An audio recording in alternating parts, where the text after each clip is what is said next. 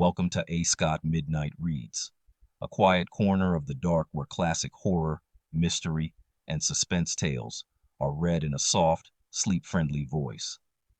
If you enjoy this kind of slow, atmospheric storytelling, like, comment, subscribe, and tap the notifications for future uploads. And if, like me, you keep a sleep playlist, feel free to add this video to your nightly rotation. Thanks for listening. Tonight's story is The Minister's Black Veil by Nathaniel Hawthorne, a solemn tale of a pastor who dons a simple piece of cloth, and in doing so unsettles an entire village as fear, judgment, and hidden sins rise quietly to the surface. Settle in, let your thoughts drift, and let the dark do the rest. Good night, all night, for all nights. The Minister's Black Veil, a Parable, written by Nathaniel Hawthorne. The sexton stood in the porch of Milford Meeting House pulling lustily at the bell rope. The old people of the village came stooping along the street. Children with bright faces tripped merrily beside their parents or mimicked a graver gait in the conscious dignity of their Sunday clothes.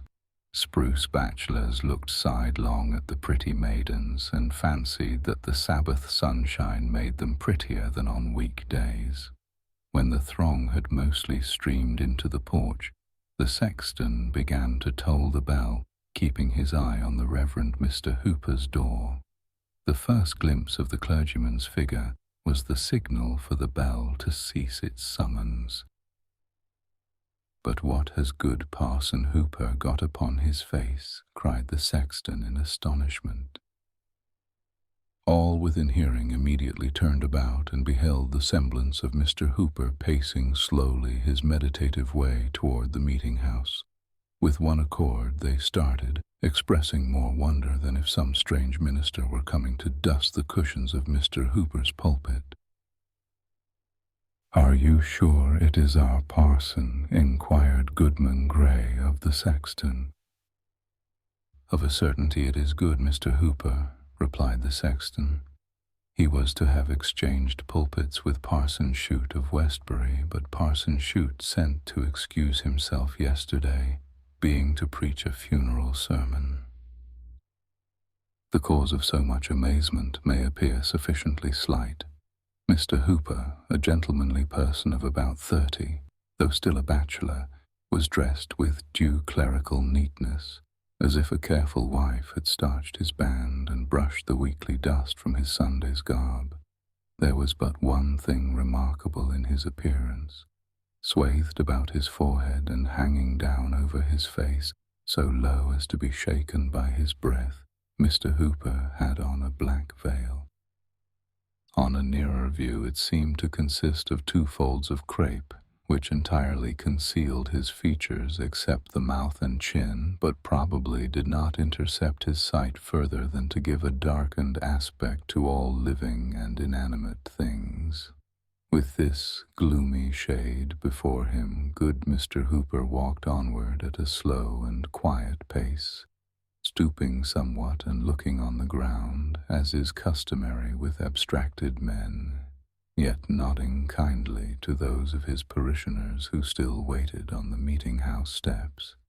But so wonder-struck were they that his greeting hardly met with a return. "I can't really feel as if good Mr. Hooper's face was behind that piece of crape," said the sexton. "I don't like it," muttered an old woman as she hobbled into the meeting-house. "He has changed himself into something awful only by hiding his face." "Our parson has gone mad," cried Goodman Gray, following him across the threshold. A rumor of some unaccountable phenomenon had preceded Mr. Hooper into the meeting-house and set all the congregation astir. Few could refrain from twisting their heads toward the door. Many stood upright and turned directly about, while several little boys clambered upon the seats and came down again with a terrible racket.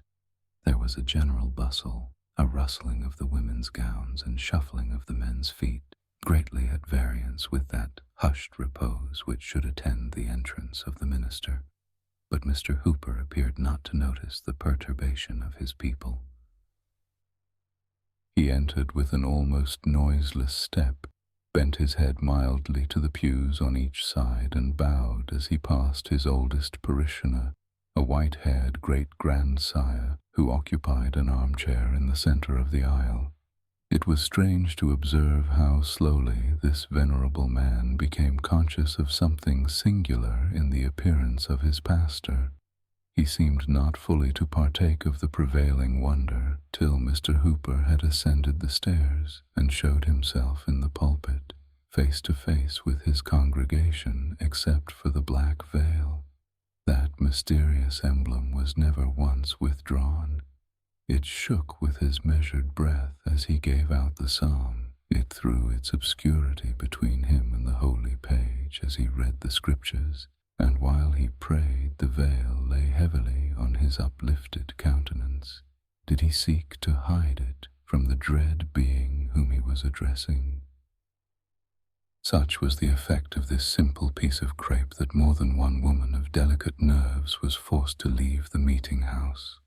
Yet perhaps the pale-faced congregation was almost as fearful a sight to the minister as his black veil to them. Mr. Hooper had the reputation of a good preacher, but not an energetic one. He strove to win his people heavenward by mild, persuasive influences, rather than to drive them thither by the thunders of the word. The sermon which he now delivered was marked by the same characteristics of style and manner as the general series of his pulpit oratory, but there was something either in the sentiment of the discourse itself or in the imagination of the auditors which made it greatly the most powerful effort that they had ever heard from their pastor's lips. It was tinged rather more darkly than usual with the gentle gloom of Mr. Hooper's temperament. The subject had reference to secret sin and those sad mysteries which we hide from our nearest and dearest, and would fain conceal from our own consciousness, even forgetting that the Omniscient can detect them. A subtle power was breathed into his words. Each member of the congregation, the most innocent girl and the man of hardened breast, felt as if the preacher had crept upon them behind his awful veil and discovered their hoarded iniquity of deed or thought. Many spread their clasped hands on their bosoms.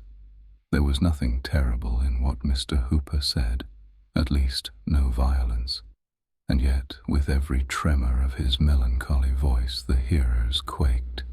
An unsought pathos came hand in hand with awe.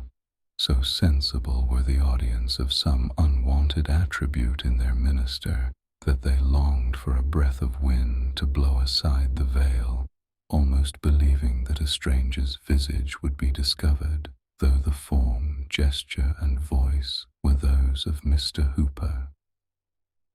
At the close of the services, the people hurried out with indecorous confusion, eager to communicate their pent-up amazement and conscious of lighter spirits the moment they lost sight of the black veil. Some gathered in little circles, huddled closely together with their mouths all whispering in the center. Some went homeward alone, wrapped in silent meditation. Some talked loudly and profaned the Sabbath day with ostentatious laughter. A few shook their sagacious heads, intimating that they could penetrate the mystery, while one or two affirmed that there was no mystery at all, but only that Mr. Hooper's eyes were so weakened by the midnight lamp as to require a shade. After a brief interval forth came good Mr. Hooper also, in the rear of his flock. Turning his veiled face from one group to another, he paid due reverence to the hoary heads, saluted the middle-aged with kind dignity as their friend and spiritual guide, greeted the young with mingled authority and love, and laid his hands on the little children's heads to bless them.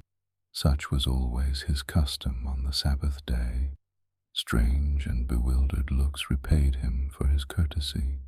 None, as on former occasions, aspired to the honor of walking by their pastor's side.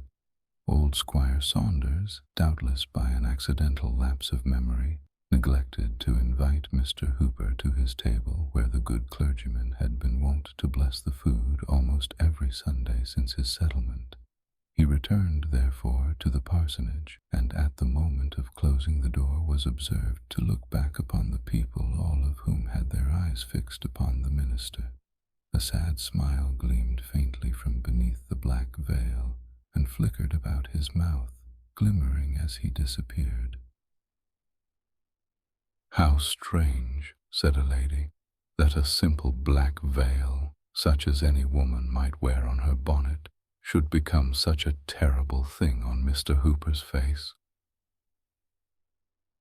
"Something must surely be amiss with Mr. Hooper's intellects," observed her husband, the physician of the village. "But the strangest part of the affair is the effect of this vagary even on a sober-minded man like myself.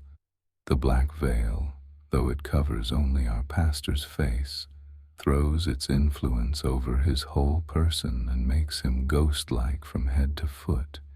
Do you not feel it so?" "Truly do I," replied the lady, "and I would not be alone with him for the world. I wonder he is not afraid to be alone with himself." "Men sometimes are so," said her husband. The afternoon service was attended with similar circumstances. At its conclusion, the bell tolled for the funeral of a young lady. The relatives and friends were assembled in the house, and the more distant acquaintances stood about the door, speaking of the good qualities of the deceased, when their talk was interrupted by the appearance of Mr. Hooper, still covered with his black veil. It was now an appropriate emblem. The clergyman stepped into the room where the corpse was laid, and bent over the coffin to take a last farewell of his deceased parishioner.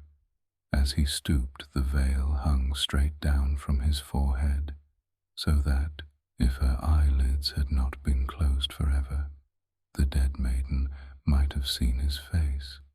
Could Mr. Hooper be fearful of her glance, that he so hastily caught back the black veil? A person who watched the interview between the dead and living scrupled not to affirm that at the instant when the clergyman's features were disclosed, the corpse had slightly shuddered, rustling the shroud and muslin cap, though the countenance retained the composure of death. A superstitious old woman was the only witness of this prodigy. From the coffin, Mr. Hooper passed into the chamber of the mourners, and thence to the head of the staircase to make the funeral prayer. It was a tender and heart-dissolving prayer, full of sorrow, yet so imbued with celestial hopes that the music of a heavenly harp swept by the fingers of the dead seemed faintly to be heard among the saddest accents of the minister. The people trembled, though they but darkly understood him, when he prayed that they and himself and all of mortal race might be ready, as he trusted this young maiden had been, for the dreadful hour that should snatch the veil from their faces.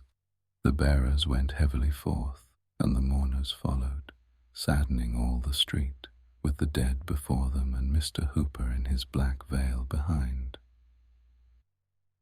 "Why do you look back?" said one in the procession to his partner. "I had a fancy," replied she, "that the minister and the maiden's spirit were walking hand in hand." "And so had I at the same moment," said the other. That night, the handsomest couple in Milford village were to be joined in wedlock. Though reckoned a melancholy man, Mr. Hooper had a placid cheerfulness for such occasions, which often excited a sympathetic smile where livelier merriment would have been thrown away. There was no quality of his disposition which made him more beloved than this. The company at the wedding awaited his arrival with impatience, trusting that the strange awe which had gathered over him throughout the day would now be dispelled. But such was not the result. When Mr. Hooper came, the first thing that their eyes rested on was the same horrible black veil which had added deeper gloom to the funeral and could portend nothing but evil to the wedding. Such was its immediate effect on the guests that a cloud seemed to have rolled duskily from beneath the black crape and dimmed the light of the candles. The bridal pair stood up before the minister, but the bride's cold fingers quivered in the tremulous hand of the bridegroom, and her death-like paleness caused a whisper that the maiden who had been buried a few hours before was come from her grave to be married. If ever another wedding was so dismal, it was that famous one where they tolled the wedding knell. After performing the ceremony, Mr. Hooper raised a glass of wine to his lips, wishing happiness to the new married couple in a strain of mild pleasantry that ought to have brightened the features of the guests like a cheerful gleam from the hearth. At that instant, catching a glimpse of his figure in the looking-glass, the black veil involved his own spirit in the horror with which it overwhelmed all others. His frame shuddered, his lips grew white. He spilt the untasted wine upon the carpet and rushed forth into the darkness, for the earth too had on her black veil. The next day the whole village of Milford talked of little else than Parson Hooper's black veil. That, and the mystery concealed behind it, supplied a topic for discussion between acquaintances meeting in the street and good women gossiping at their open windows. It was the first item of news that the tavern-keeper told to his guests. The children babbled of it on their way to school. One imitative little imp covered his face with an old black handkerchief, thereby so affrighting his playmates that the panic seized himself, and he well-nigh lost his wits by his own waggery. It was remarkable that, of all the busybodies and impertinent people in the parish, not one ventured to put the plain question to Mr. Hooper wherefore he did this thing. Hitherto, whenever there appeared the slightest call for such interference, he had never lacked advisers, nor shown himself averse to be guided by their judgment. If he erred at all, it was by so painful a degree of self-distrust that even the mildest censure would lead him to consider an indifferent action as a crime. Yet, though so well acquainted with this amiable weakness, no individual among his parishioners chose to make the black veil a subject of friendly remonstrance.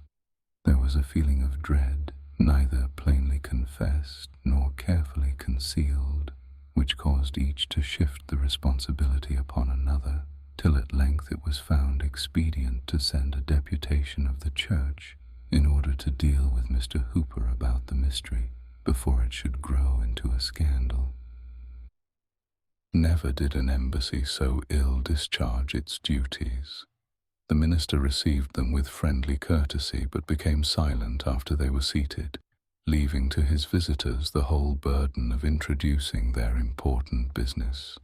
The topic, it might be supposed, was obvious enough. There was the black veil swathed round Mr. Hooper's forehead, and concealing every feature above his placid mouth, on which at times they could perceive the glimmering of a melancholy smile. But that piece of crape to their imagination seemed to hang down before his heart, the symbol of a fearful secret between him and them. Were the veil but cast aside, they might speak freely of it, but not till then. Thus they sat a considerable time, speechless, confused, and shrinking uneasily from Mr. Hooper's eye, which they felt to be fixed upon them with an invisible glance.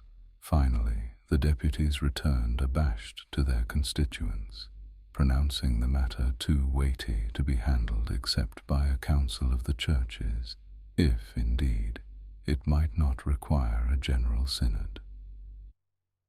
But there was one person in the village unappalled by the awe with which the black veil had impressed all besides herself. When the deputies returned without an explanation or even venturing to demand one, She, with the calm energy of her character, determined to chase away the strange cloud that appeared to be settling round Mr. Hooper every moment more darkly than before. As his plighted wife, it should be her privilege to know what the black veil concealed. At the minister's first visit, therefore, she entered upon the subject with a direct simplicity which made the task easier both for him and her. After he had seated himself, she fixed her eyes steadfastly upon the veil, but could discern nothing of the dreadful gloom that had so overawed the multitude. It was but a double fold of crape hanging down from his forehead to his mouth and slightly stirring with his breath. "No," said she, aloud and smiling, "there is nothing terrible in this piece of crape except that it hides a face which I am always glad to look upon. Come, good sir, let the sun shine from behind the cloud. First lay aside your black veil, then tell me why you put it on." Mr. Hooper's smile glimmered faintly. "There is an hour to come," said he, "when all of us shall cast aside our veils. Take it not amiss, beloved friend, if I wear this piece of crape till then." "Your words are a mystery too," returned the young lady. "Take away the veil from them, at least." "Elizabeth, I will," said he, "so far as my vow may suffer me. Know then, this veil is a type and a symbol, and I am bound to wear it ever, both in light and darkness, in solitude and before the gaze of multitudes, and as with strangers, so with my familiar friends. No mortal eye will see it withdrawn. This dismal shade must separate me from the world. Even you, Elizabeth, can never come behind it. "What grievous affliction hath befallen you," she earnestly inquired, "that you should thus darken your eyes forever?" "If it be a sign of mourning," replied Mr. Hooper, "I perhaps, like most other mortals, have sorrows dark enough to be typified by a black veil." "But what if the world will not believe that it is the type of an innocent sorrow?" urged Elizabeth. "Beloved and respected as you are, there may be whispers that you hide your face under the consciousness of secret sin. For the sake of your holy office, do away this scandal." The color rose into her cheeks as she intimated the nature of the rumors that were already abroad in the village. But Mr. Hooper's mildness did not forsake him. He even smiled again. That same sad smile which always appeared like a faint glimmering of light proceeding from the obscurity beneath the veil. "If I hide my face for sorrow, there is cause enough," he merely replied. "And if I cover it for secret sin, what mortal might not do the same?" And with this gentle but unconquerable obstinacy did he resist all her entreaties. At length Elizabeth sat silent. For a few moments she appeared lost in thought, considering, probably, what new methods might be tried to withdraw her lover from so dark a fantasy, which, if it had no other meaning, was perhaps a symptom of mental disease. Though of a firmer character than his own, the tears rolled down her cheeks. But in an instant, as it were, a new feeling took the place of sorrow. Her eyes were fixed insensibly on the black veil, when, like a sudden twilight in the air, its terrors fell around her. She arose and stood trembling before him. "And do you feel it then, at last?" said he mournfully. She made no reply, but covered her eyes with her hand and turned to leave the room. He rushed forward and caught her arm. "Have patience with me, Elizabeth," cried he passionately.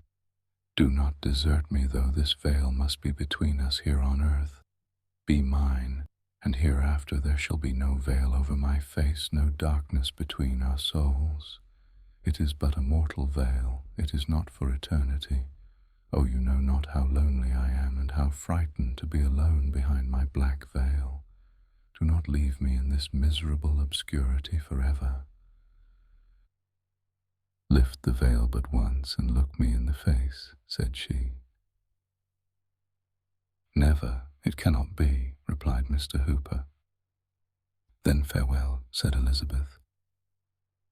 She withdrew her arm from his grasp and slowly departed, pausing at the door to give one long, shuddering gaze that seemed almost to penetrate the mystery of the black veil.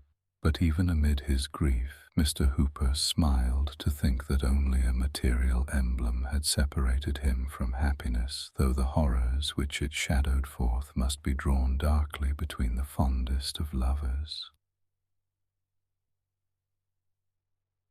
From that time no attempts were made to remove Mr. Hooper's black veil or by a direct appeal to discover the secret which it was supposed to hide. By persons who claimed a superiority to popular prejudice, it was reckoned merely an eccentric whim, such as often mingles with the sober actions of men otherwise rational and tinges them all with its own semblance of insanity. But with the multitude good, Mr. Hooper was irreparably a bugbear. He could not walk the street with any peace of mind, so conscious was he that the gentle and timid would turn aside to avoid him, and that others would make it a point of hardihood to throw themselves in his way. The impertinence of the latter class compelled him to give up his customary walk at sunset to the burial ground. For when he leaned pensively over the gate, there would always be faces behind the gravestones peeping at his black veil. A fable went the rounds that the stare of the dead people drove him thence. It grieved him to the very depth of his kind heart to observe how the children fled from his approach, breaking up their merriest sports, while his melancholy figure was yet afar off. Their instinctive dread caused him to feel more strongly than aught else that a preternatural horror was interwoven with the threads of the black crape. In truth, his own antipathy to the veil was known to be so great that he never willingly passed before a mirror, nor stooped to drink at a still fountain, lest in its peaceful bosom he should be affrighted by himself. This was what gave plausibility to the whispers that Mr. Hooper's conscience tortured him for some great crime too horrible to be entirely concealed or otherwise than so obscurely intimated.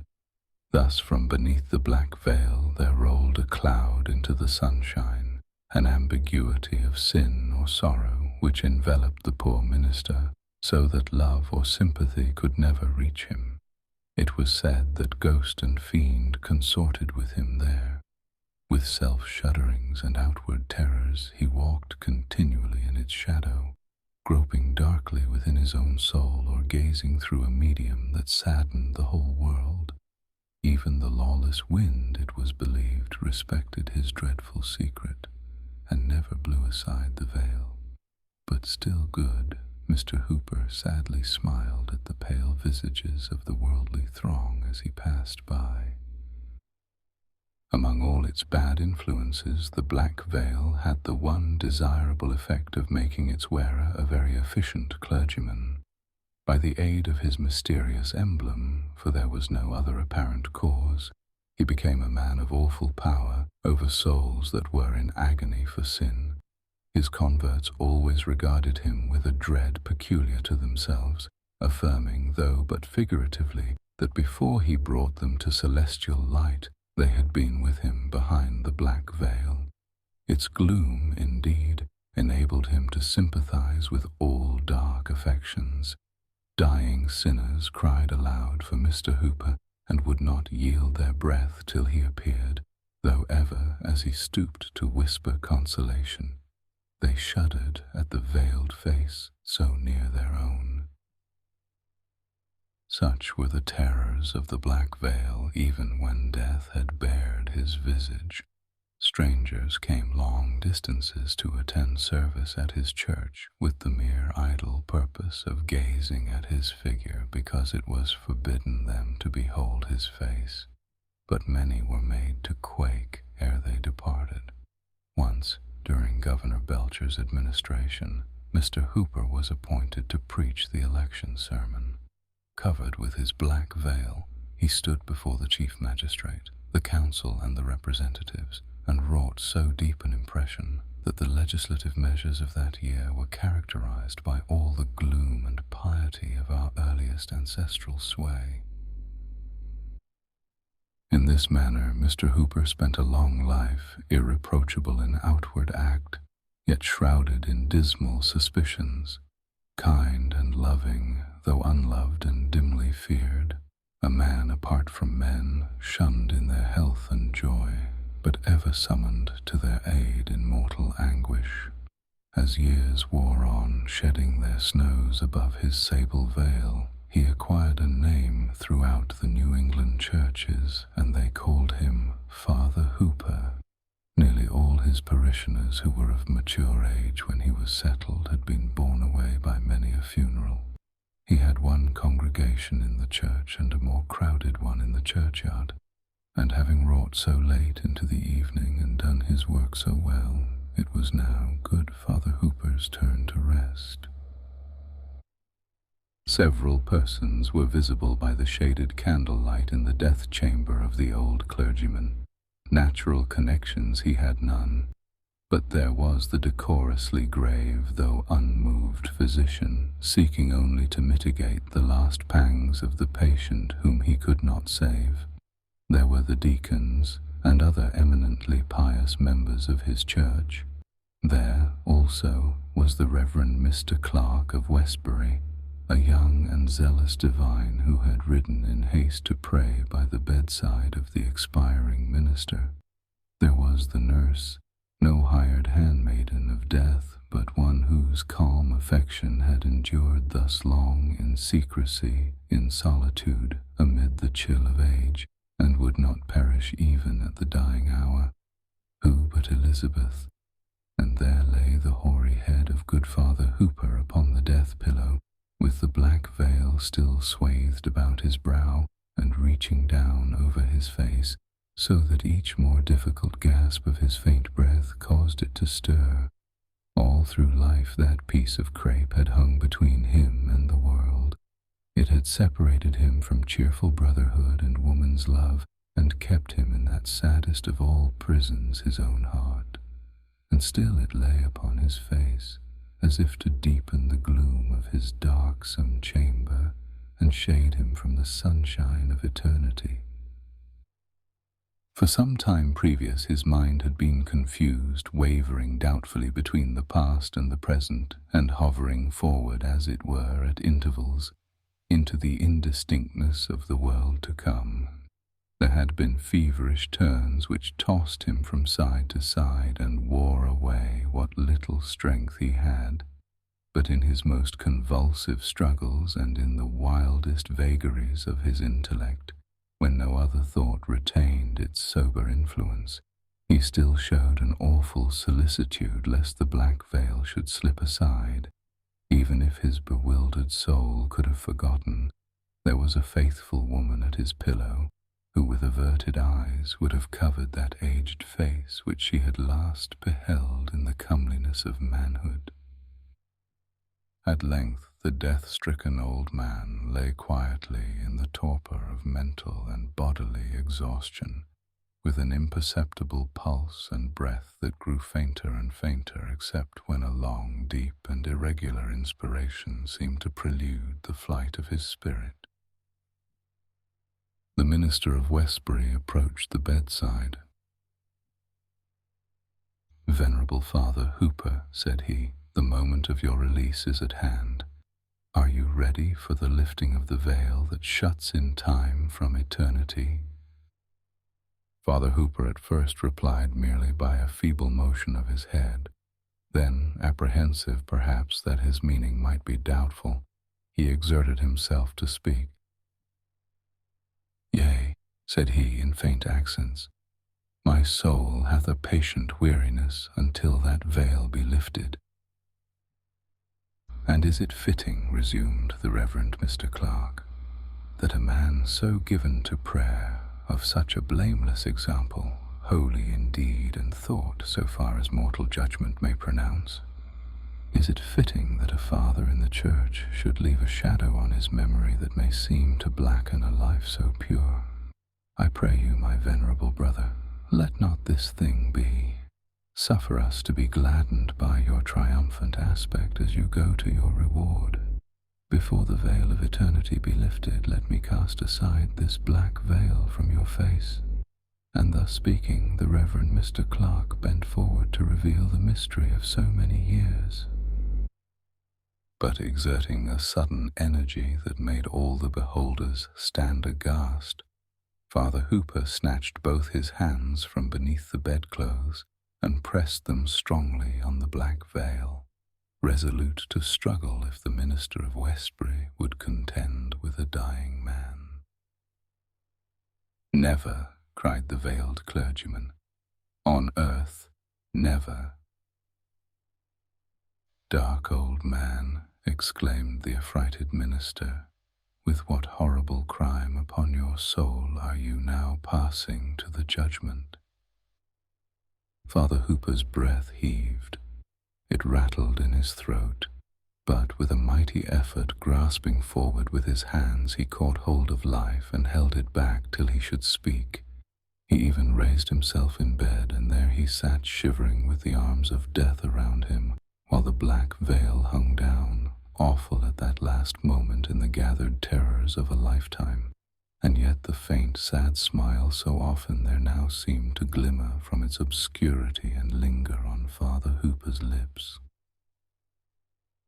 "Why do you tremble at me alone?" cried he, turning his veiled face round the circle of pale spectators. "Tremble also at each other. Have men avoided me and women shown no pity, and children screamed and fled only for my black veil? What but the mystery which it obscurely typifies has made this piece of crape so awful?